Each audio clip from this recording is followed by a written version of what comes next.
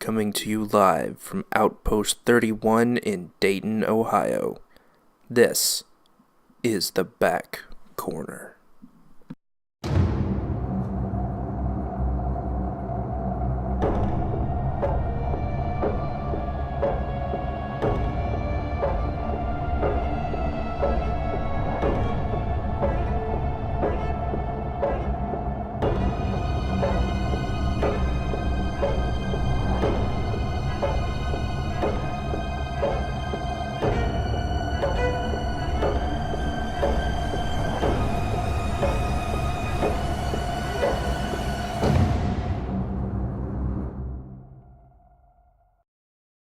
Hello and welcome back to the Back Corner. I'm your host, Zach.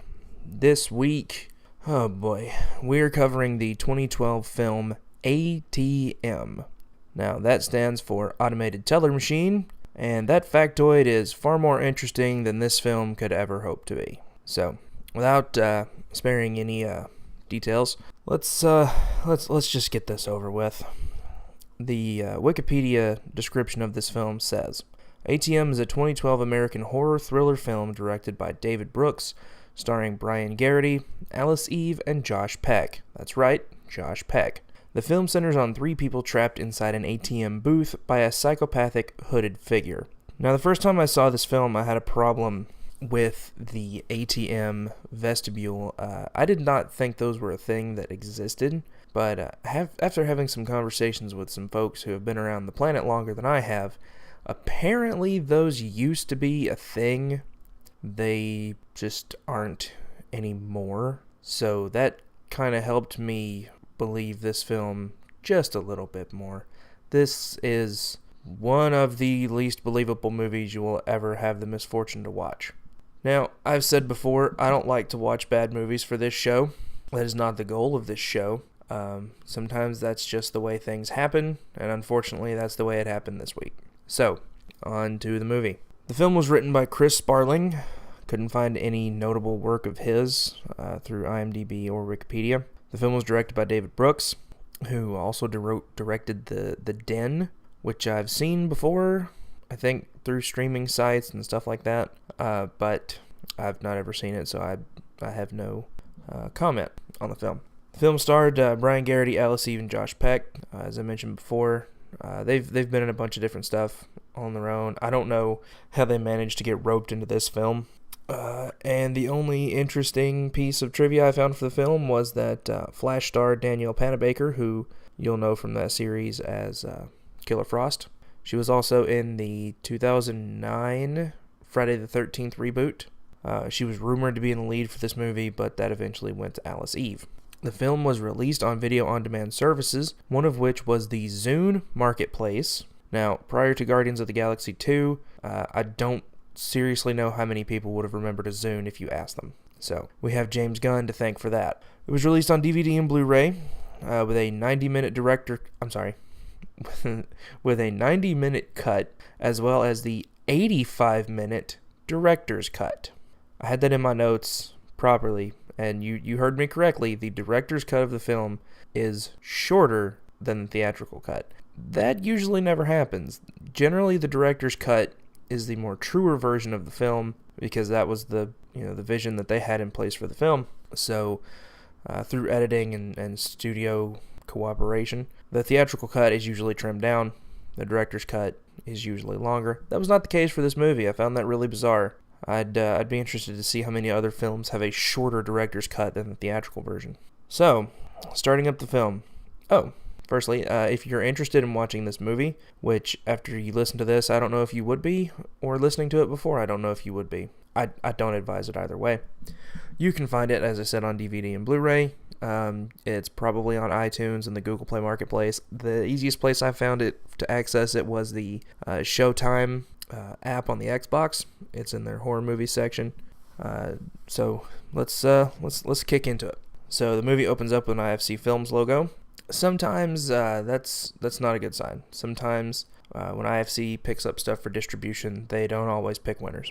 The film opens with a blurry shot of some overhead graphs and cuts to satellite images of a parking lot. This is clearly the attacker setting up his plans. We see like a dude studying over these graphs and stuff, and They're like, those clear plastic overhead projector layouts, while a really crappy, stupid, creepy version of Silent Night plays in the background, as if the cover of the movie and the description weren't keying you in to the time of year that this movie takes place. We see the guy sitting in a small area. He has a little tiny space heater, and then we see him poking around on his graphs and stuff, making little adjustments and things like that. Eventually he leaves, and we cut to shots of a downtown city, looking all fancy and cool. The shots were set up very well, at least. There were the direction and the DP. They all did a really good job of setting up these shots. Visually this movie is cool to look at least. So there's a couple of people in a crowd shot that I think we're supposed to wonder if they're the attacker or not, because they before the attacker leaves, he puts on a big coat. And this is going to be the same coat that you see on the cover of the movie that the guy's wearing standing in front of the vestibule. It's big, Eskimo-looking parka jacket. Captain Cold look. So there's a couple of people walking around in these crowd shots with those jackets, so I think there's misdirection there for us to think, oh, there he is. He's going off to find his victims, I guess. And here we see our first character. It's going to be David, played by Brian Garrity. And then we cut to a shot of police putting a dead guy into a car. Generally, when you cut between scenes like the way that they're doing, they're happening at the same time. They're introducing their character, and then they're showing you, like the aftermath of what this attacker has done to someone else. So they should be happening concurrently. That was not the case for this sequence. They are literally split between night and day. And I've only seen this movie twice. This was the second time I watched it. First time I watched it was several years ago, probably around the time it came out initially. So I was confused. The way the shots were set up, were we supposed to think that David was the killer? What's going on in this movie? So we got back to David. He's working in an office and stuff, and then we get cuts between him and the cops doing cop stuff, and then we see a guy wearing the same Captain Cold style parka coat who's dead at the crime scene. So I think we're supposed to believe the killer's dead? That didn't make any sense to me. The credits are finally over, and then we get on to David dealing with an argumentative person over the phone. This guy's very unhappy. He's, I don't remember if it was, he works for like some kind of insurance company or something, providing people coverage and approval and stuff like that for health and sickness and whatnot. So I think it's either insurance or like some kind of financial security place or something like that. So the dude that's on the phone with David right now is very upset. He's lost all of his money, I think is what happened. Because of something the company had done, and he's just screaming over the phone to David. And then we see Corey for the first time, played by Josh Peck, and he's obviously the jerk of the office. Every workplace has that one guy. He's a funny guy, but he's a douchebag, and that's Josh Peck in this film. He does a really good job of making you not like him as a person. I don't know if that's an acting thing or if that's a Josh Peck thing. So Corey and David talk about how it's not David's fault, the guy on the phone is broke. Okay, I had that in my notes, so it is a financial firm of some kind. So Corey mentions it's a good thing David didn't call out today because it is a particular employee's last day. And then we meet Emily, who's played by Alice Eve. David and Corey talk some more. Corey's trying to coax David into talking Emily out on a date. David doesn't want to go to the Christmas party. It's time for the office Christmas party, and everybody's going to be there. Somebody mentions streamers and bitches. That's what it's all about. I think that's what happened. My notes are weird for this movie because I really didn't care about this film. There's some grade A dialogue in the party sequence. I'm not going to lie. The part of the movie for the party sequence isn't as terrible as I remember it being. If they had focused a little more on the characters instead of some stupid gimmicky premise with the ATM, it probably wouldn't have been as bad. Maybe given us a little bit more reason to care about some of these people, but we really don't. So we cut back to the party. Corey's telling a story about pizza, and he doesn't get along with this guy named Jerry while he's telling the story. Apparently Jerry sucks. Nobody likes Jerry. The story falls flat. It's supposed to have like this big punchline at the end, but it doesn't. It just, nobody cares. When I was listening to it at this point, the movie sounded weird. Like I don't know, something was going on with the sound mixing in the movie. It kind of sounded like it was like in a tube or something. It was It was weird. I don't know what was going on there. David finally works up the courage to talk to Emily. They make really, really sad and weird small talk. It's just super, super awkward. Emily finally makes an excuse to leave the sad-ass situation. David looks like a total loser. Cut to Emily outside trying to hail a cab. It's not happening. It's like Christmas Eve in the middle of downtown. It's just not going to happen. And then we see David come running out of the office building holding a hat, and he's yelling at Emily, "Hey, you forgot your hat. You forgot your hat." And she's already wearing a hat, and she mentions that, and he's like, "Yeah, I know. I stole it so that I'd be able to talk to you," or something stupid. Like, dude, come on. So eventually he asks her out for lunch, and they have some, like, stupid, nervous high schooler kid scene that's just stupid. These people are adults, and they are absolutely not acting like it.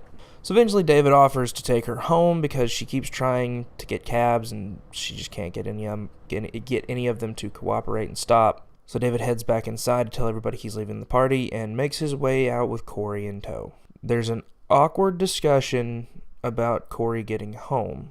Seems like he's trying to put the screws to David from spending time with Emily, even though he's the one who talked him into coming to the party and talking to Emily.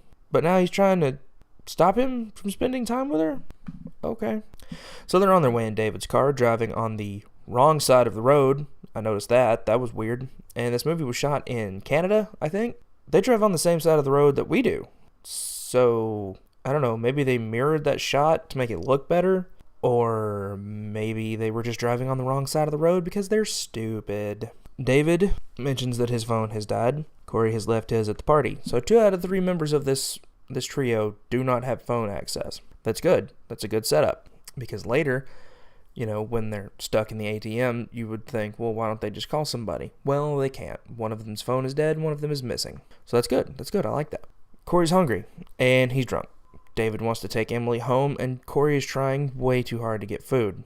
David agrees to stop him at a late-night pizza parlor. Corey needs an ATM because they only take cash. Not a rare thing for when this movie was filmed, so, not uncommon. So the closest ATM that they can find is the one in the vestibule in the parking lot of this, I don't know, like a Kmart or a Walmart or like a hardware store or something like that. And it's set up in like the middle of the parking lot in no way that any other ATMs are set up in the entire world. David parks Corey forever away to punish him for being drunk and being stupid. Make him walk, really far because he's making him do all this extra effort taking him home. And while he's outside, David and Emily make small talk about pizza, like high schoolers again. The dialogue in this scene is really stupid. Emily notices that David has one of those little tiny angels that talks about protecting my passengers on his visor. Surely this won't come back. Or is it a joke because they're about to be terrorized? Well, it's a little bit of both. We'll see that thing again, but, it's still kind of like a joke. David thinks that thing is stupid. Emily thinks it's cool. Corey signals out to David. Apparently, he's having some trouble. And David turns off the car and takes the keys with him, leaving Emily. At this point, I think it's like 0 degrees or like -2 because we see the electronic sign in the parking lot that keeps the clock and the temperature going. He's left her outside in a car with no heat on. Like a dick. Like, you're trying to hook up with this woman, and you're going to leave her in a car in the middle of the night in 0-degree weather. That's a bad way to start a relationship. It's a terrible, terrible thing to do. So, see here in my notes. It's -3 degrees. Emily decides to go... Oh, wait a minute. Oh my goodness, I completely ruined this scene. Okay, so let's back up a little bit. David leaves Emily in the car with the car turned off. It's -3 degrees. Emily decides to take the keys and go into the ATM instead of starting the car. What? And when she gets out of the car, she tries to use the electronic lock mechanism on the key fob, and it doesn't work because, of course, it doesn't. We get a shot of them on a security camera, and this is where we see our attacker for the first time in this area. In this situation, there are 3 of them. There's only 1 of him. So they could just charge him. But you're probably saying to yourself, but Zach, what if he has a gun? What if he's got a knife? Well, that's just the risk you'd have to take. You're outnumbering this guy. He can't kill all of you. Unless he has a gun, then he'd kill all of you. David and Emily are concerned, but Corey doesn't care. And Corey tries to exit the vestibule, but David stops him. Corey opens the door again, and the attacker takes a couple steps forward. I've forgotten a lot of this movie since I watched it, and going back through my notes has helped me understand why. The next thing that happens, Corey tries to ask the attacker what he's here for, and he gets no answer. And then we get this amazing dialogue. Emily says, "Maybe he's homeless." Corey says, "Yeah, he probably is." And David says, "He doesn't look homeless." To which Corey replies, "What makes someone look not homeless?" And David says, "When they're that big." What in the hell does that even mean? Oh, he's a big dude. He can't be homeless. Look at him. He's huge. That doesn't even begin to make any sense. I wrote 3,500 words about this movie. So then we cut to the attacker turning towards a dude who's walking his dog in the parking lot. At the middle of the night, -3-degree weather. This dude probably has a yard, or, if he lives in an apartment nearby, there's probably a designated pooping area. But no, this jerk ass decides to go into the Lowe's parking lot and walk his dog at night. What? So the attacker goes over to him, and now would be a great time to leave the ATM vestibule, get back in your car, go to the pizza place, and probably call the police. But no, they're going to watch Captain Cold get all stabby on this dude. He punched the guy in the face and slammed his head into the concrete, killing him. Like he pounds his head into the ground a couple times. And he kills him. He's dead. He's very, very dead. And then we find out here that Emily conveniently left her phone in the car. Because, of course she did. Now, instead of making a run for it, as I said, they watch this dude murder somebody. These people are very, very stupid. They absolutely deserve everything that is coming to them. Corey and David try to find a panic alarm on the ATM, thinking that might alert the police, while the attacker is stealing the dead guy's wallet. And then his dog comes back, and his dog's all like trying to move him, and he's dead, and that's like the most emotional portion of this entire movie. It's super depressing. So Corey and David can't find any way to contact emergency services because there's nothing inside the ATM for that. The dog tries to help his owner and then runs away, leaving our group of stupids with the attacker. Cut to the parking lot sign again, and we see that around an hour has passed and it's getting colder. Inside, the group's trying to figure out a way to get out of the situation. The attacker notices David's car and disassembles it by tearing out the wires inside the console. Goes over to the driver's side, panel and starts ripping wires out of it and stuff. And then goes to the trunk, pulls out a tire iron and a toolbox, and then works his way over to the back side of the ATM, the vestibule, not the inside. He's still on the outside. He's gone to the back to try to get into. There's like a little back room, and he's like trying to break his way in there. And then Emily says, "Should we go?" And David's like, "I don't know." Yes, you should. You should run for your life. How stupid can you possibly be?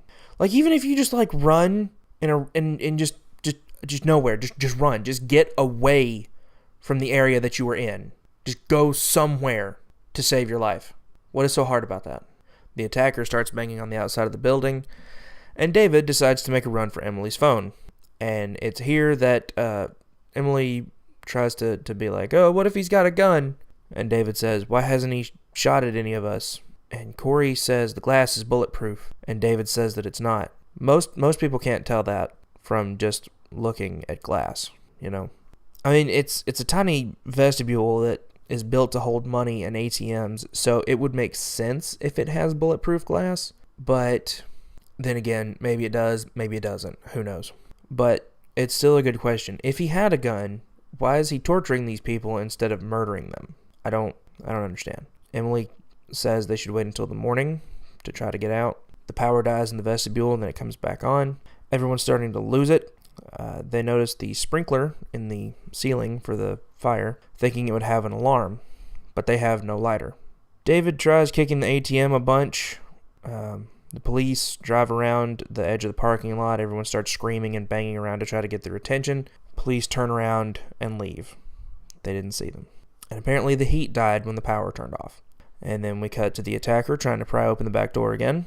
Cut back to David pulling money out of the ATM.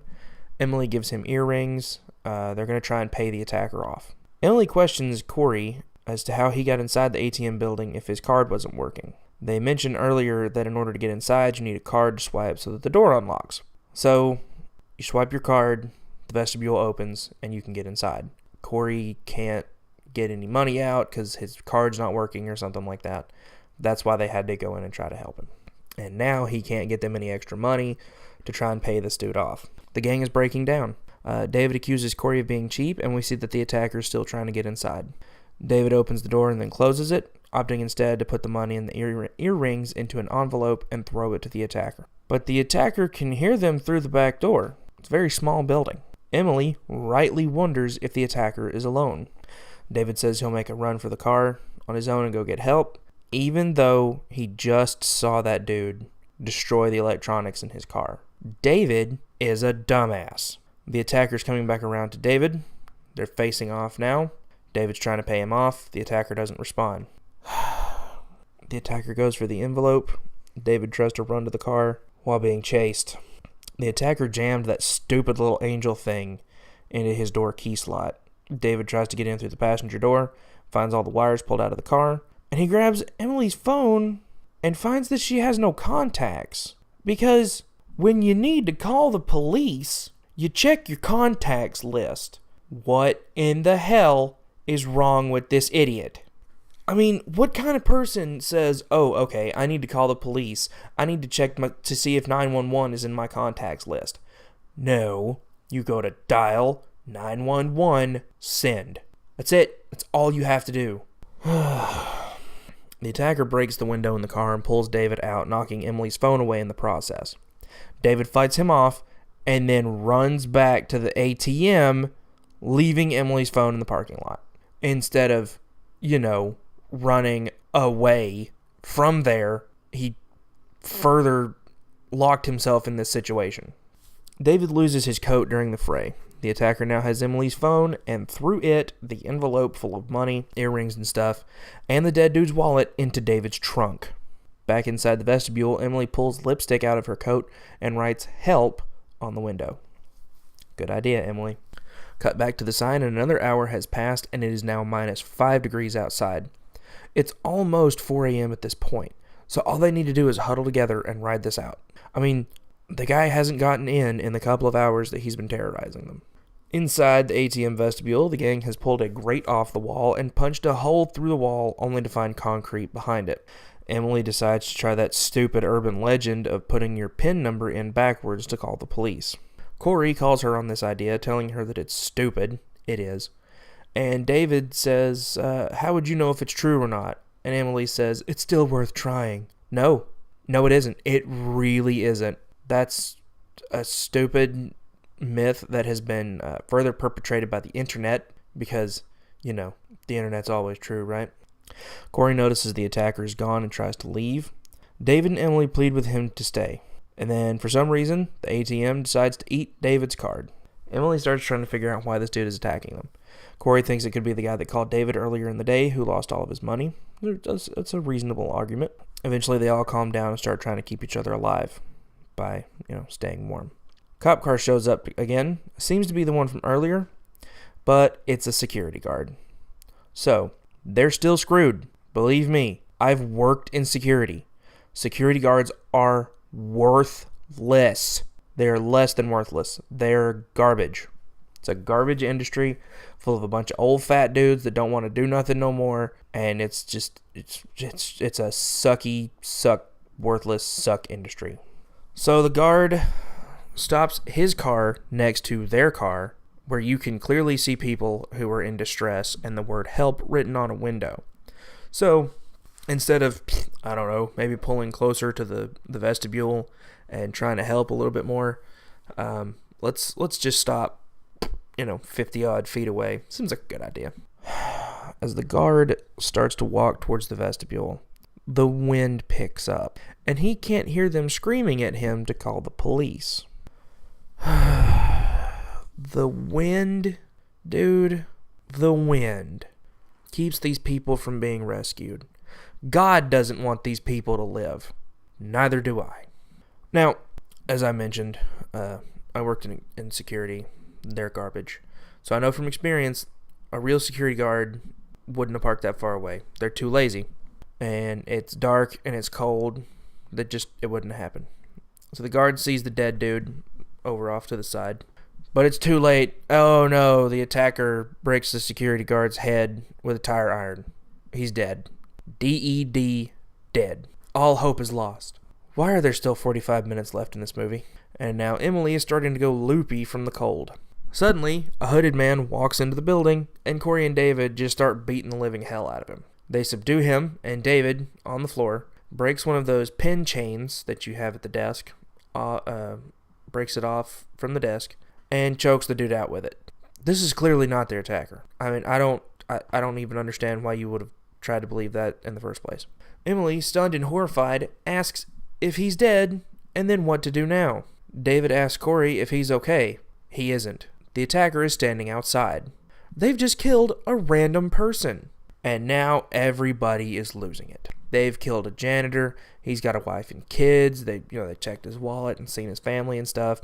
But what, this dude just randomly walked through the parking lot up to this vestibule and the murderer did nothing? I mean, he killed the dog walker dude, but then nothing. I don't... Cut to a shot of the sky to show time passing, like we see clouds and stuff moving around.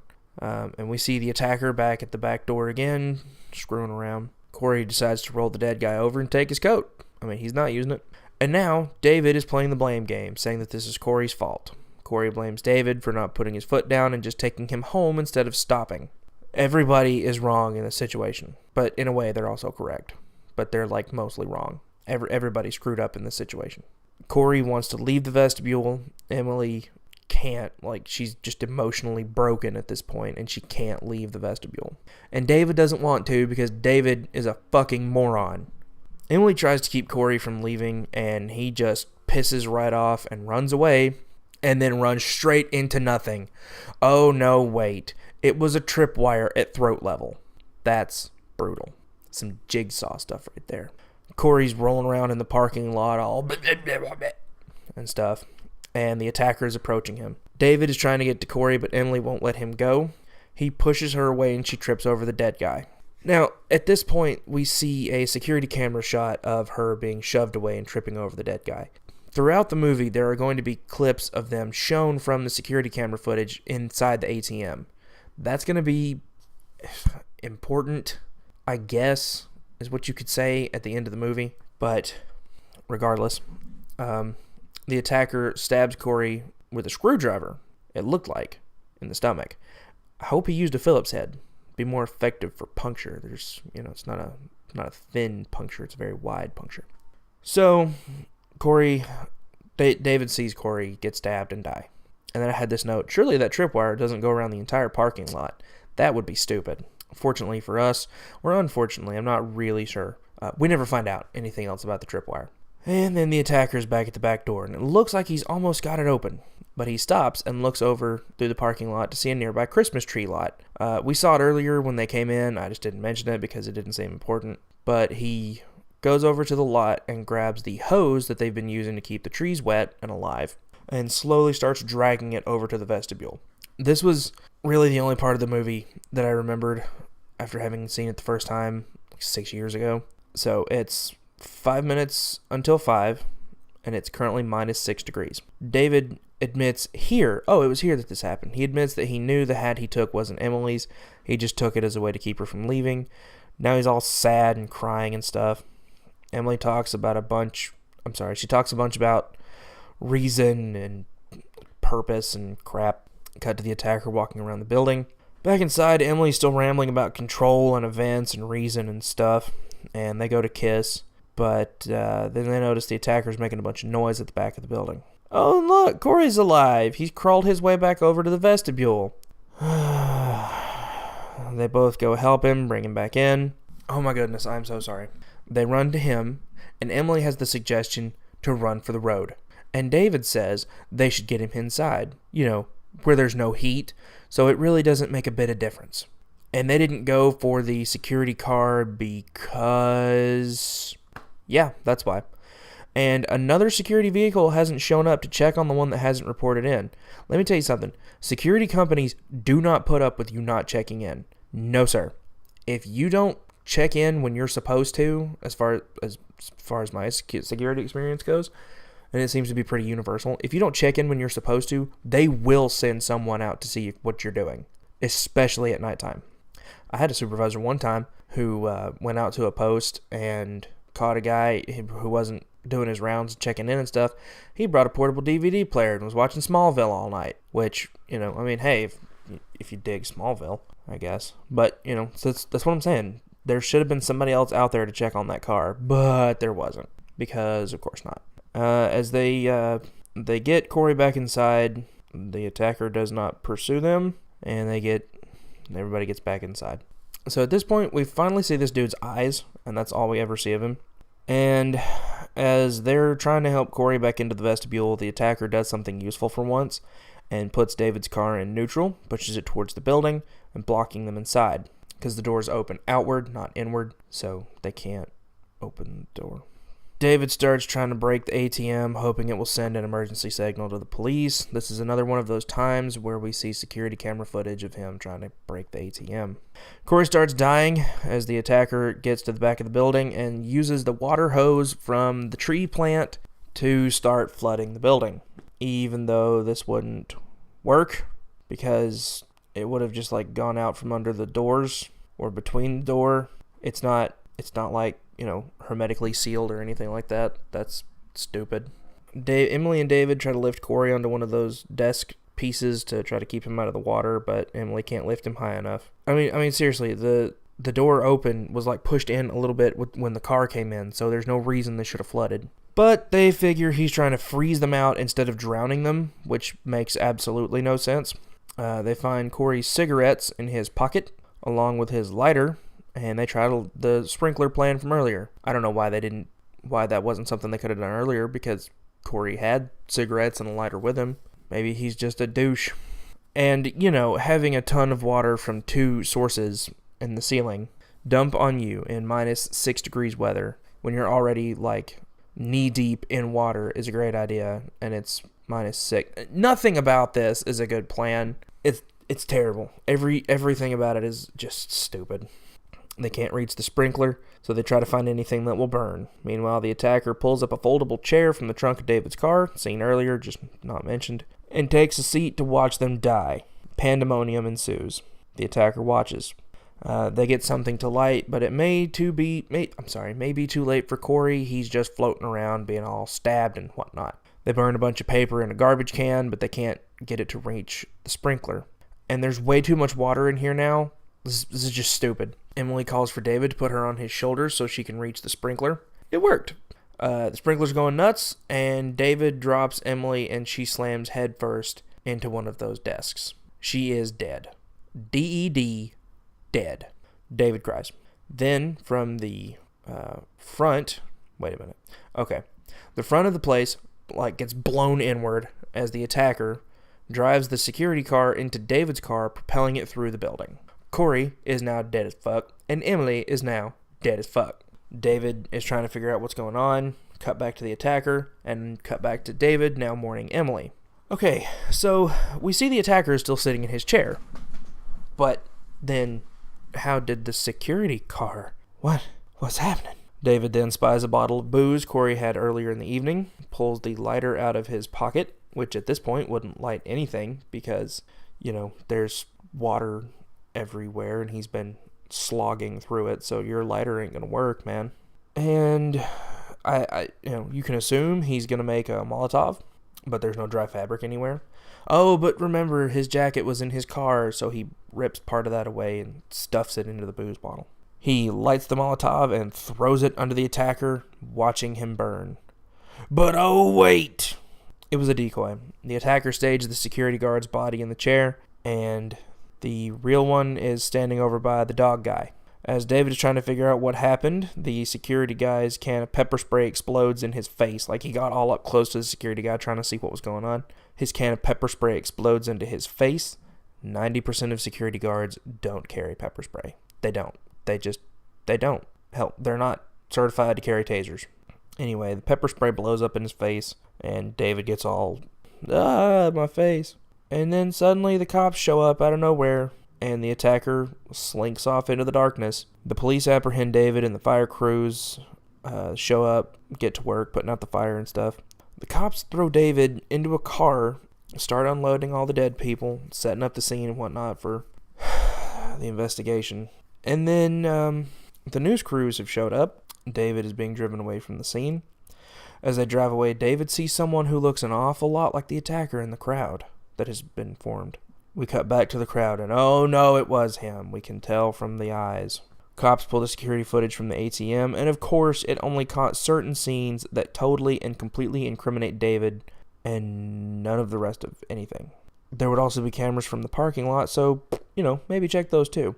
So see, the scenes that it only caught of David were him and Corey fighting, and then killing that one guy, and then him knocking what's-her-name over, and then him kicking the ATM. So it only shows them, it looks like they're trying to rob the place.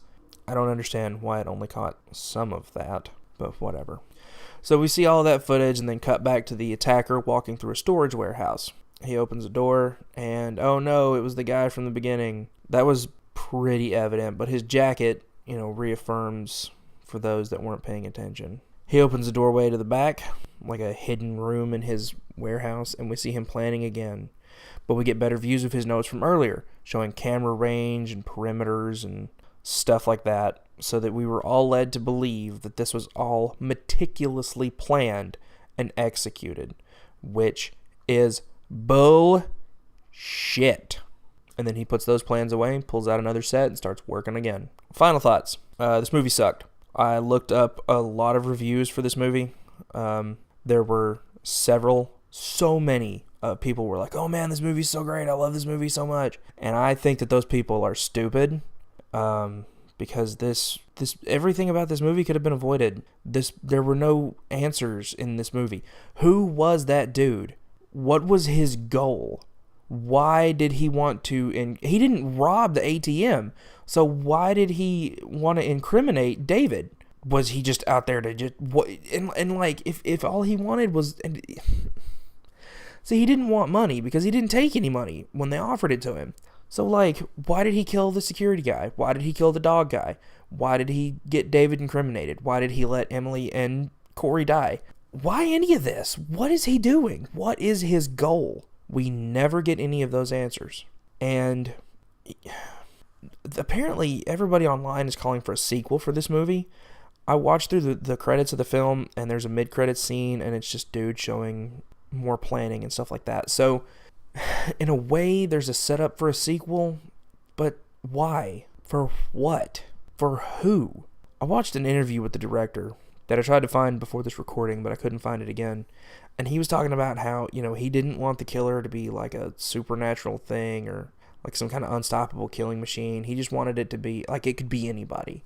Okay, that's fine, but like we still have no motivations for anything he did. There's no reasoning behind what we did. The only thing we could gather was that maybe he was the guy on the phone that lost all of his money because of David.